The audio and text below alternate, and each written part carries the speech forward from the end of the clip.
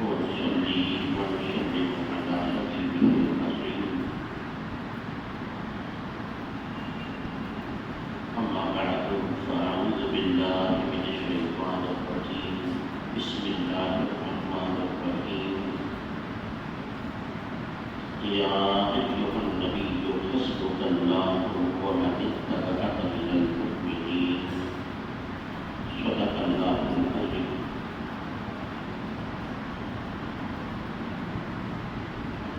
إن الله وملائكته يصلون على النبي يا أيها الذين آمنوا صلوا عليه وسلموا تسليما. اللهم صل على سيدنا ومولانا محمد المعدن الجود والكرم وعلى آله وصحبه وبارك وسلم. حمد اور سلام کے بعد یہ واقعی علم میں ہے نئے اسلامی قمری سال کا آج پہلا دن یکم محرم الحرام ہے. میں دعا کروں کہ اللہ تعالیٰ آپ کی سالہ گزشتہ کی تمام خطاؤں کو معاف فرمائے اور اس آنے والے سال کو ہم سب کے لیے دنیاوی اور دینی اعتبار سے کامیاب بنائے. یہ طے ہے کہ اسلام کے قمری مہینوں کے سال کی ابتدا محرم الحرام سے اور انتہا ذی الحج سے. یہ سال جاتے بھی دو عظیم قربانیاں یاد دلاتا ہے. ایک قربانی حضرت اسماعیل اور ابراہیم علیہ السلام، دوسری قربانی اور شہادت حضرت سیدنا عثمان غنی رضی اللہ تعالیٰ عنہ. اور یہ اسلامی سال محرم الحرام میں بھی دو عظیم قربانیاں ہمیں یاد دلاتا ہے. پہلی قربانی سیدنا فاروق اعظم رضی اللہ تعالیٰ عنہ کی شہادت کی، اور یہ اسلامی تاریخ کا پہلا قتل تھا، دہشت گردی کا واقعہ تھا جو مسجد میں حالت نماز میں ہوا تھا. اور جہاں تک مجھے یاد آ رہا ہے، میرا خیال ہے غلط بھی ہو سکتا ہے، شاید صحابہ میں کسی اور کو اس طرح شہادت کا احساس حالت نماز میں مسجد کے اندر مصلی پہ نماز پڑھاتے ہوئے کسی اور کو حاصل نہیں ہوا ہے. اور دوسری قربانی ہے وہ امام عالی مقام سیدنا امام حسین اور ان کے جلیل القدر صحابیوں کی 10 محرم الحرام کو میدان کربلا بنا.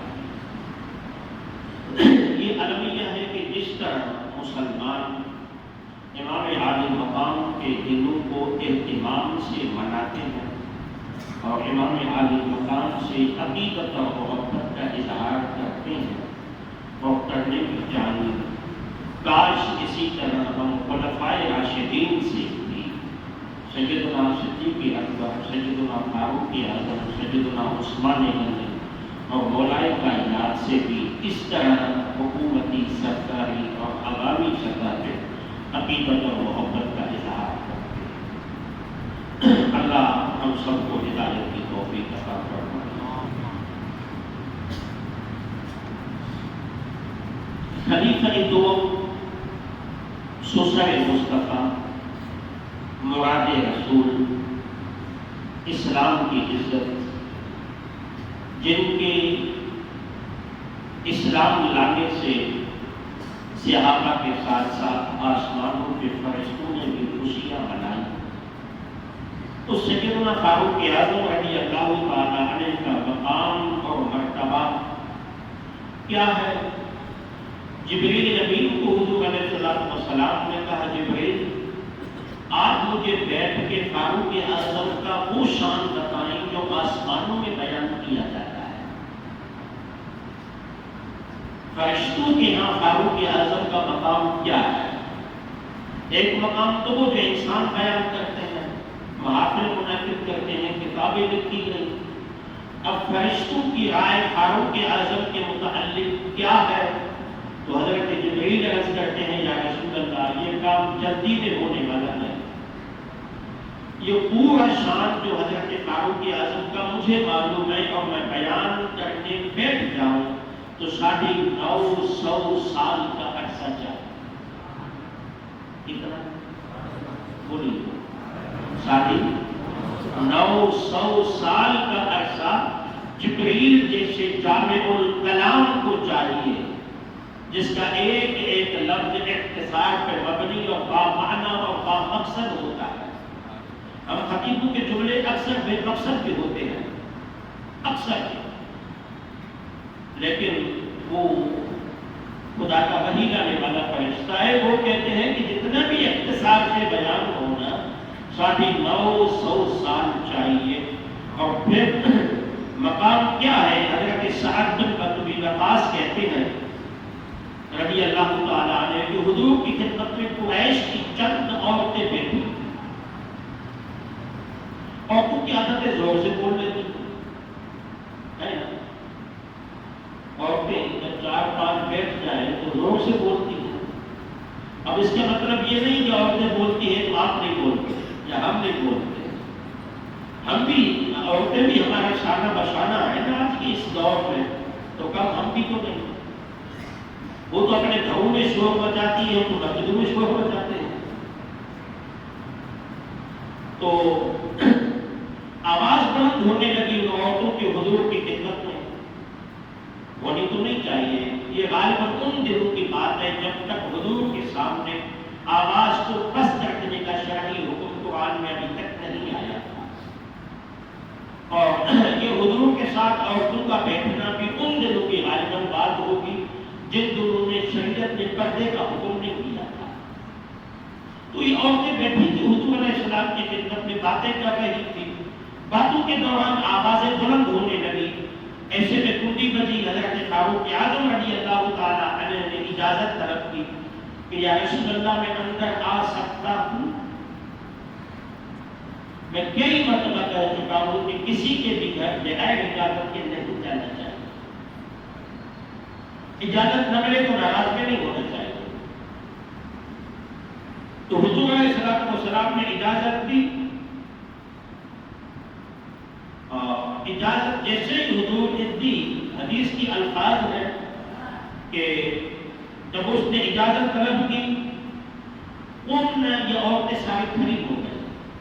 وہ جو حضور کے سامنے شور کر رہی تھی بیٹھ کے، آوازیں بلند کر رہی تھی، یہ کھڑی ہو گئی اور کھڑی ہو کے فابادہ کر حجاب جو حضور علیہ السلام کے دیواروں پہ پردے لگے ہوئے تھے ان پردوں کے پیچھے چھپ گئے. فلما دخل عمر، جب حضرت فاروق اعظم اندر داخل ہوئے تو حضور مسکرا رہے تھے. آقا کو مسکراتے ہوئے اس غلام نے دیکھا تو یہ بھی خوش ہو گئے اور عرض کرنے لگے یا رسول اللہ آپ کے دندان مبارک تبسم فرما رہے ہیں، ظاہر ہو رہے ہیں، آپ بہت خوش دکھائی رہے ہیں. فرمایا میں سوچ رہا ہوں، حیران ہوں ان عورتوں پہ. میری محفل میں تو شور مچا رہی تھی اور عمر جیسے ہی آپ نے اندر آنے کی اجازت طلب گئی یہ پردوں کے پیچھے چھپ گئی. میں اس بات پہ حیران ہوں اور اس حیرانی میں میں متبسم ہوں اور مسکرا رہا ہوں. تو اب جب فاروق اعظم نے یہ جملہ سنا نا تو عرض کرنے لگے یا رسول اللہ صلی اللہ علیہ وسلم آپ اس سے زیادہ حقدار ہیں کہ آپ سے ڈریں، مجھ سے کیوں ڈرتی ہیں؟ تو عورتوں میں صبر بھی کسی کسی کو ہوتا ہے. ان میں سے کسی اور نے جواب دیا عمر یہ رحمت للعالمین ہے، آپ طبیعت میں سخت ہیں، آپ کی مزاج میں سختی ہے، اس لیے آپ کے سختی کی خوف کی وجہ سے ہم پردوں کے پیچھے چھپ گئی. رہی بات حضور سے ڈرنا، اگر کوئی آپ سے ڈرتا ہے وہ کہ حضور کی وجہ سے ہی ڈرتا ہے.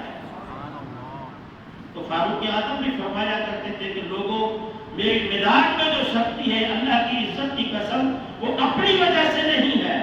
میری مزاج میں بھی اگر سختی ہے تو وہ حضور کی وجہ سے ہے.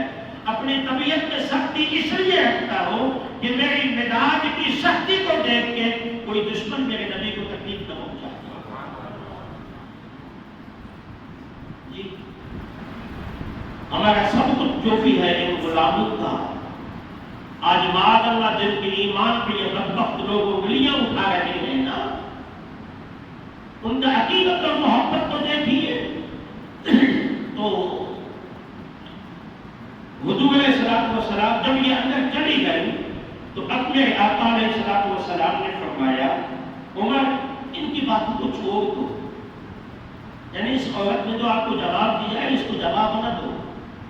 اس سے یہ بات بھی ثابت ہوئی کہ ہر سوال کا جواب بھی نہیں دیا جاتا، کچھ سوال نظر انداز بھی کیے جاتے ہیں، کچھ جواب دینے کے قابل ہوتے ہیں، کچھ جواب دینے کے قابل نہیں ہوتے ہیں۔ تو فرمایا کہ ان کو تو چھوڑ دو، لیکن معاملہ یہ ہے عمر، مجھے اللہ کی عزت کی قسم، ایھا ابن الخطاب، اے ابن خطاب، والذی نفسی بیدہ، مجھے اس رب کی قسم جس کی قبضہ قدرت میں میری جان ہے، جب شیطان بھی تمہیں کسی راستے پہ چلتے ہوئے دیکھتا ہے تو تمہیں دیکھ کے وہ اپنا بھی راستہ بدلنے میں مجبور ہو جاتا ہے۔ یہ وہ مقام کا معروف، شیطان ہر انسان کے قریب ہوتا ہے، ہر انسان کے ساتھ کافر شیطان لگا ہوا ہوتا ہے۔ حضور ایک مرتبہ فرما رہے تھے کہ ہر انسان کے ساتھ شیطان لگا ہوا ہے۔ تو صحابہ نے پوچھا یا رسول اللہ آپ کے ساتھ بھی؟ کتنا خطرناک سوال ہے جی، لیکن سوال کبھی بھی خطرناک نہیں ہوتا۔ یہ وہ لوگ کہتے ہیں سوال خطرناک ہے جن کے پاس جواب نہیں ہوتا، علم نہیں ہوتا، پھر کہتے ہیں معاذ اللہ کافر ہو گیا، یہ بھی کوئی سوال ہے؟ بھائی اس سے بڑھ کے بھی کوئی خطرناک سوال ہو سکتا ہے کیا؟ سوال کیا ہے؟ کیا شیطان آپ کے ساتھ بھی ہے؟ میں حضور نے فرمایا ہاں وہ میرے ساتھ بھی ہے، آ گیا تھا پہلے ہی نظر میں نے اسے مسلمان بھی بنا دیا۔ تو مطلب یہ لگا شیطان صرف کافر نہیں ہوتے، شیطان مسلمان بھی ہوتے۔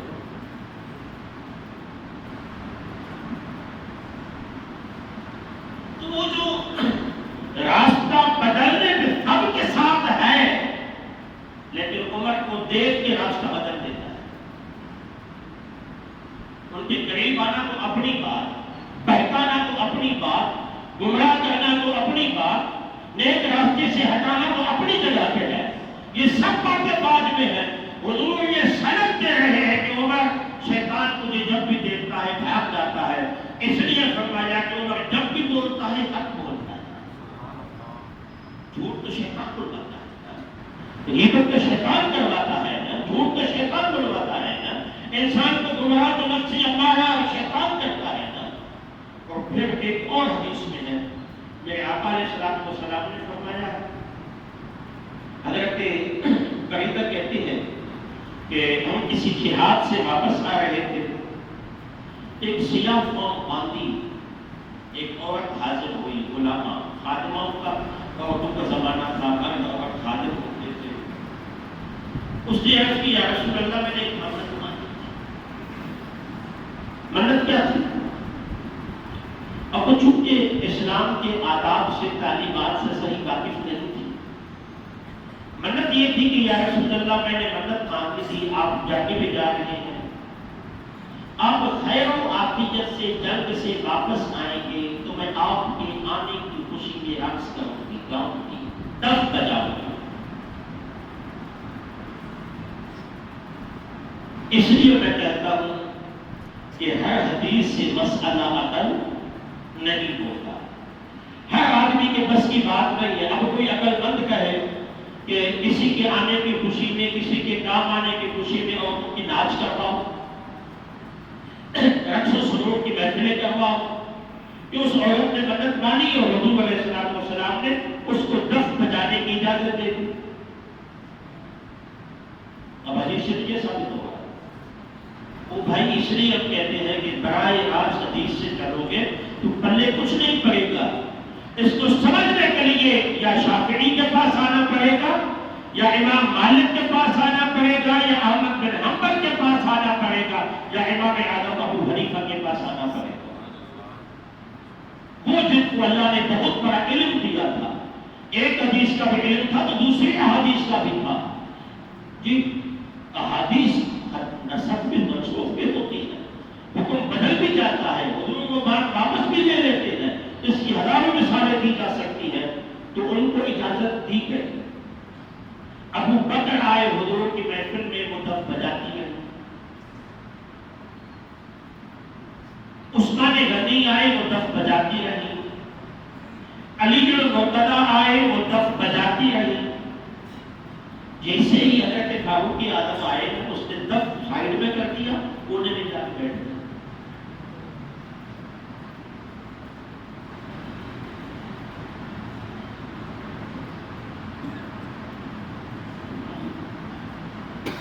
یہاں ایک وضاحت ضروری ہے، دف جو بغیر ساز کے بجایا جاتا تھا کسی زمانے میں، آج کی دفیں جو بج رہی ہیں، دف جس کو دف کہتے ہیں، کوشش کی جا رہی ہے کہ دف حضور علیہ السلام نے خود سنا ہے بجانا، تو یہ دف بجانا جائز ہے۔ یہ دف ڈھول کی ڈھول پہ بجایا جاتا ہے، یہ ناجائز ہے۔ پہلے دف کس طرح بجایا جاتا تھا اور کب بجایا جاتا تھا؟ کسی شادی کی اطلاع کرنی ہوتی، نکاح کی اطلاع کرنی ہوتی تو دف بجایا جاتا، ایک مرتبہ بجا کے اٹھا دیا جاتا، مجھے دیکھیں یوں کر کے چھوڑ دیا جاتا تاکہ اس میں کوئی ساز، کوئی ہیگم پیدا نہ ہو، پھر بجا کے یوں کر کے چھوڑ دیا جاتا۔ یہ 7-8 مرتبہ بجایا جاتا تاکہ لوگوں تک آواز پہنچے کہ کوئی خوشی کی تقریب ہے، کوئی نکاح کی تقریب ہے۔ یہاں کی حد تک دف بجانے کی اجازت ہے، اس کے علاوہ جو نعت خوان وغیرہ آج کل وہ دف پہ نعت کا رواج ہے، اب الحمدللہ کم ہو گیا ہے، کم ہونے لگا ہے، اس کی اسلام اجازت نہیں دیتا۔ تو یہ دف بجاتی رہی، لیکن جب حضرت فاروق اعظم آئے تو اس نے ان کو نیچے دبایا اور دبا کے اس کے اوپر بیٹھ گئی۔ تو میرے آقا علیہ الصلوۃ والسلام نے دیکھا تو فرمایا، یہ تو عورت ہے، دف بجانے والی ہے، مجھے اللہ کی عزت کی قسم تجھ سے تو شیطان بھی ڈرتا ہے۔ پہلی حدیث میں کیا تھا کہ راستہ بدل دیتا ہے تمہیں دیکھ کے، اب دوسری حدیث میں ہے کہ شیطان تم سے ڈرتا ہے۔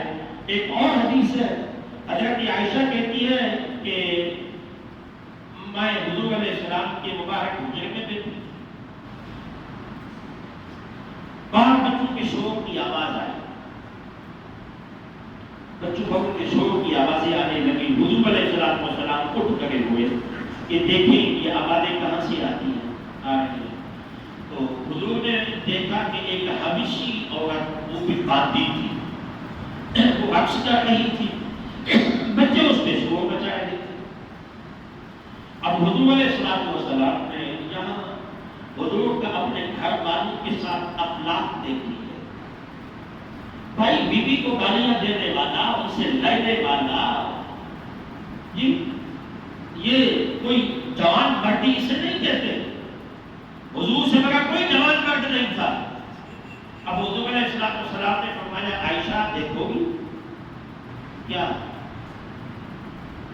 کوئی قرآن کی آیت ہے نہیں، کوئی ایک عورت ہے جو ناچ رہی ہے، باندیا ہے، ناچ رہی ہے، دیکھو گی؟ تو میں نے عرض کی ہاں یا رسول اللہ۔ وہ کہتے ہیں حضور کے کندھے پہ میں ڈھوئی رکھ کے میں کھڑی ہو گئی حضور کے پیچھے، تاکہ مجھے کوئی اور نہ دیکھ پائے۔ کھڑکی سے میں بھی دیکھتی رہی، حضور بھی دیکھتے رہے، وہ ناچ ہوتی رہی، رقص کرتی رہی، بچے شور مچاتے رہے۔ میں نے حضور شاید تھک رہے تھے تو حضور نے مجھے کہا، عائشہ تھک نہیں گئی اور بھی دیکھو گی؟ کہتی ہے میں یہ دیکھنا چاہتی تھی کہ حضور کے ہاں میری کیا قدر و منزلت ہے اور حضور مجھے کتنا میری بات کو رکھتے ہیں۔ میں نے کہا یا رسول اللہ میں اور بھی دیکھنا چاہتی ہوں۔ ایسے بھی عمر آ گئے، فاروق اعظم رضی اللہ تعالیٰ عنہ آ گئے۔ جب وہ راستے میں آئے تو سب کے سب دیکھ کے بھاگ گئے، سب کے سب دیکھ کے فاروق اعظم کو بھاگنے لگے۔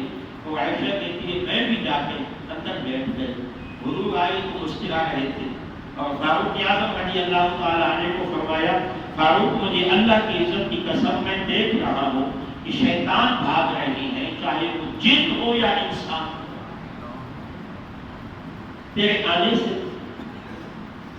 میں اپنی طرف سے نہیں کہہ رہا ہوں، یہ حدیث ہے اور ترمذی اور نسائی کی سارے ستہ کی حدیث ہے۔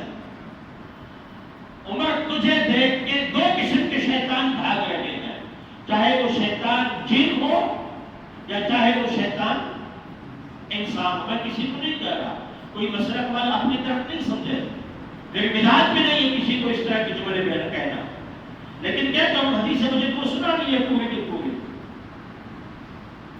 کی پوری حدیث یہ ہے۔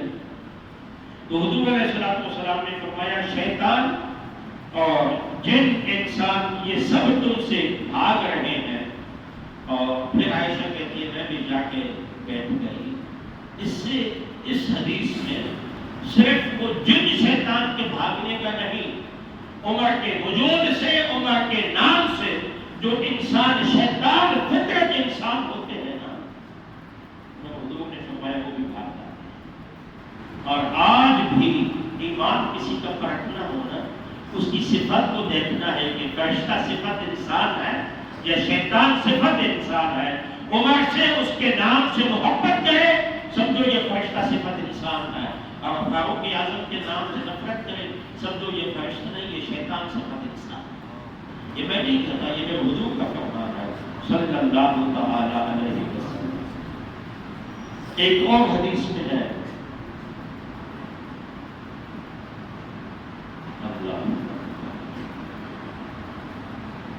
ان الشیطان لم یلق عمر منذ اسلم الا خرج لوجهه۔ کہا عمر جب سے تو نے اسلام قبول کیا ہے نا، یہ جملہ بتا رہا ہے کہ عمر تیری جتنی بھی عزت ہے اسلام کے صدقے میں، اسلام کو بھی تیرے صدقے میں عزت ملی ہے، اس میں کوئی شک نہیں ہے، لیکن جتنی بھی تیری عزت ہے، جتنی بھی تیری عزت ہے وہ اسلام کے صدقے میں ہے۔ حضور فرماتے ہیں عمر جب سے تو نے اسلام قبول کیا ہے نا، میری مصطفیٰ کی آنکھیں دیکھتی ہیں، میں دیکھتا ہوں کیا وہ کیا ہوتا ہے۔ فرمایا شیطان جب بھی تیرے سامنے سے گزر لیتا ہے نا، ادب سے خوف سے اپنا سر جھکا لیتا ہے۔ یہ مقام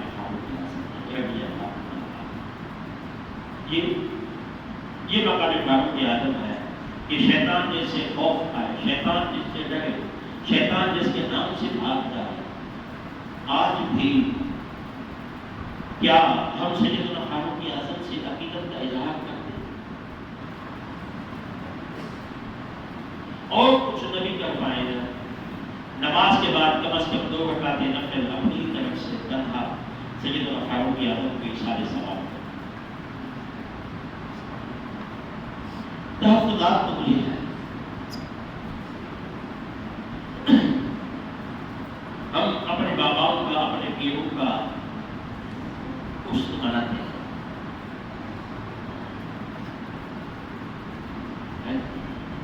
ابھی بہت بڑا احتجاج چل رہا ہے، کل پرسوں سے، کہ حضرت خواجہ فرید الدین پاک پتن والے، کیا نام تھا، فرید الدین گنجی شکر، یہ غلام فرید کو پٹھن والے ہیں، یہ فرید الدین گنجی شکر پاک پتن والے رضی اللہ تعالی احتجاج کر رہی ہے۔ سنی تنظیمات کہنا بھی چاہیے، ان کا حق ہے، ان کو مخالفت نہیں کرتا کہ اس کو محدود کیوں کیا گیا، عام آدمی کو آنے کی اجازت کیوں نہیں دی گئی۔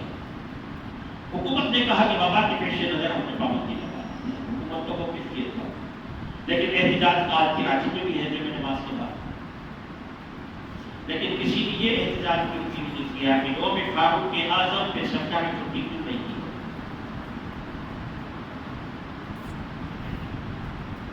مساجد میں ہر بڑی تیاریاں ہوتی ہیں،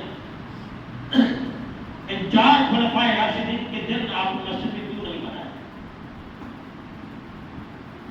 اب 10 روزہ امام حسین کی محافل مسجد میں ہو رہی ہیں، ہونی چاہیے، مجھے اعتراض نہیں ہے، اچھی بات ہے، امام عالی مقام کی محبت کا پیغام جائے گا، لیکن فاروق اعظم، عثمان اکبر، صدیق اکبر، مولائے کائنات، انہوں نے ہمارا کیا قصور؟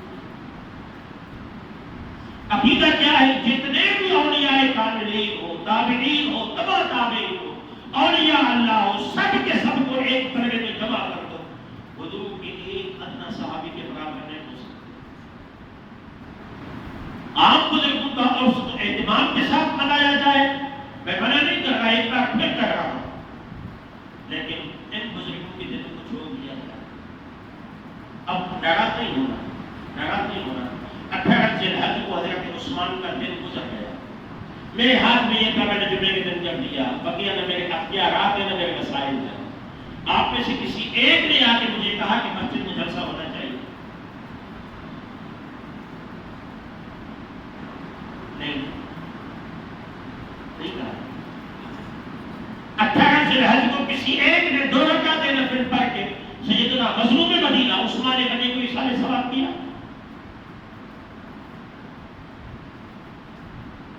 حضور فرماتے ہیں لوگوں میرے صحابہ سے محبت کرو میری وجہ سے۔ حضور فرماتے ہیں میری وجہ سے میرے صحابہ سے محبت کرو، کیا آپ کرتے ہیں؟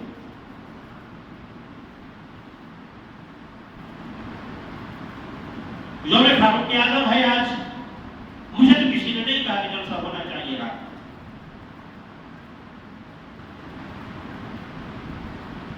اور اب بھی کوئی نہیں کرتا۔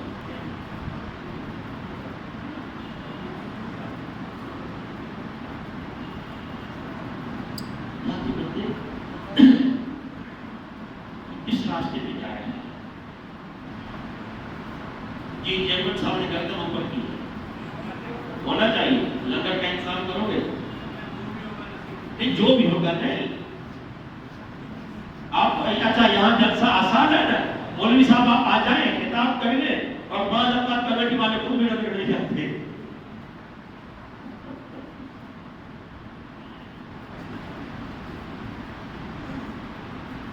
یا میں ابھی بھی ایک دوست کے ساتھ بیٹھ کے باتیں کر رہا تھا، ہم کچھ لوگوں سے محبت دلوں میں موجود ہے، اس کا اظہار نہیں کر پا رہے، وجہ کیا؟ مسائل نہیں۔ اب میرے دل کی خواہش ہے، ضروری نہیں کہ آپ میرا ساتھ دیں، نہیں، جو دے سکتا ہے میں مشورہ لے رہا ہوں، آپ لوگوں سے مشورہ لے رہا ہوں۔ میری دل کی خواہش ہے، مسجد کمیٹی کیا کرتی ہے مسجد کے معاملات کو، اس سے نہ آپ کا تعلق ہے، نہیں آپ کا تعلق ہونا چاہیے، میرا تعلق ہے، وہ کیسے نظام چل رہا ہے، کیا چل رہا ہے، اس میں میرا عمل دخل ہے۔ میری یہ خواہش ہے کہ کم از کم اس مسجد میں 6 دن منانے چاہیے۔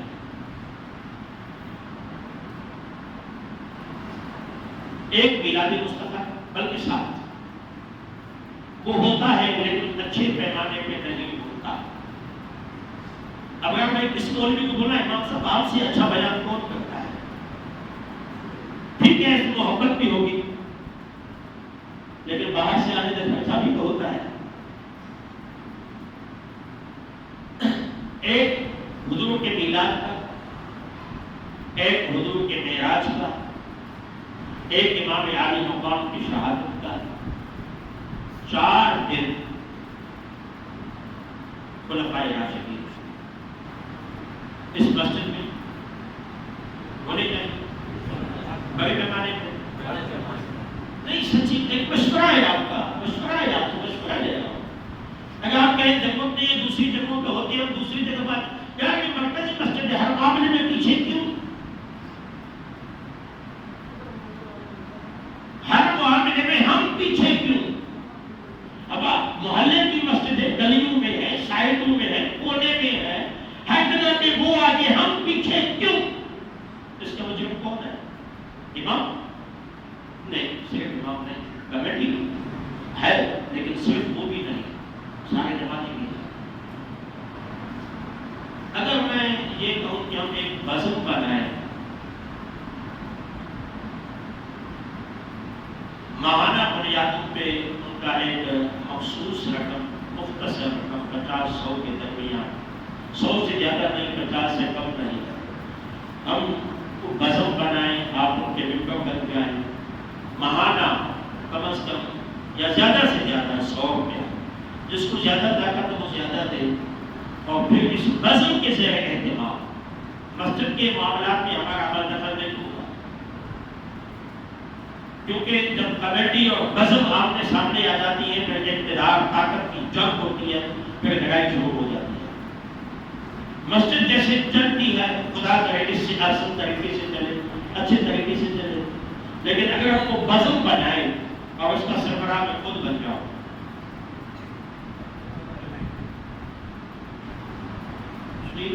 تو آپ میں سے کون ہے، ٹوکن میں بتاؤں گا، ہر مہینے جو 100 روپیہ میرے پاس جمع کرا کے ٹوکن لے لیں، تاکہ اس رقم سے ہم یہ 6 سے 7 دن اہتمام کے ساتھ منا سکیں۔ اس راستے میں میرے ساتھ دینے والے کتنے ہوں گے؟ دیکھیے جو نہیں دیتا وہ ہاتھ نہ اٹھائے۔ ڈاکٹر صاحب ہاتھ اٹھایا آپ نے؟ اچھا، جو نہیں دے سکتا وہ نہ اٹھائے۔ کتنے ہو گئے؟ 2 لوگ ہوں گے جی، 100 سے زیادہ ہے۔ اگر 100 لوگ 100 روپیہ مہینہ، 100 زیادہ نہیں ہے جائے گا، جمع کرائے تو یہ 10,000 روپیہ ہو سکتا ہے۔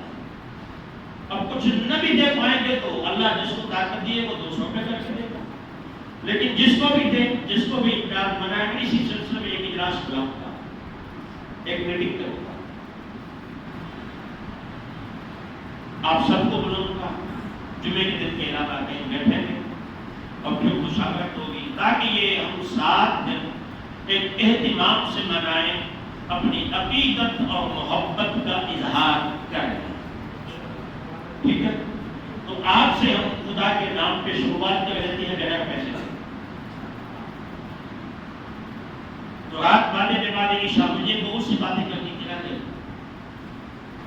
تو رات بعد نماز عشاء سیدنا فاروق اعظم پھر مصطفیٰ کے سسر جی، ان کے متعلق اگر ہم محفل بنائیں اور میں آپ کو اپنی طرف سے دعوت دوں، آپ آئیں تو انشاءاللہ بعد نماز عشاء 1 گھنٹے کی محفل ہوگی، جلسہ شہادت فاروق اعظم منعقد ہوگا، آپ اس میں شرکت کیجیے۔ اور رہی بات یہ تبرک، جس کو اللہ جتنی توفیق دے یا عصر تک کے عصر کی نماز میں میرے پاس جمع کراتے، لیکن اس جمعے مرتبہ جو آپ جمع کرائیں گے اس کا حساب میں بعد میں نہ آپ کو دوں گا نہ دے سکتا بھی، اس لیے کہ باقاعدہ کام شروع نہیں کیا ہے۔ اور پھر 10 محرم کا بھی 10ویں کی شام بھی مسجد کمیٹی کی طرف سے ہوتا ہے، وہ اس مرتبہ ہم ان کو کہیں گے جو کرنا چاہتے ہیں کر لیں، لیکن یہ ابھی جو آپ کی بے نام بزم ہے نا، ہو سکتا ہے میں چند دوستوں سے مشاورت کر کے رات اس کے نام کا بھی اعلان کر دوں، تو یہ ہونی چاہیے۔ ٹھیک ہے، اللہ نے ہمیں طاقت زیادہ دی تو مسجد کمیٹی کی خدمت بھی کریں گے، ان کے ہاتھ بھی پکڑائیں گے، لیکن کمیٹی کو میں ابھی سے کہہ دیتا ہوں وہ آپ کی مسجد کی بزم ہے، آپ کی کمیٹی ہے، جس طرح دوسروں کو آپ کہتے ہو نا درخواست دو، ہم درخواست نہیں دیں گے، ہم ابھی دے چکے ہیں، کسی کو اعتراض ہے تو منع کر دے، ہم نہیں کریں۔ اعتراض ہے کسی کو؟ نہیں نا، نہیں ہے تو انشاءاللہ آپ سے ملاقات ہوگی بعد نماز عشاء۔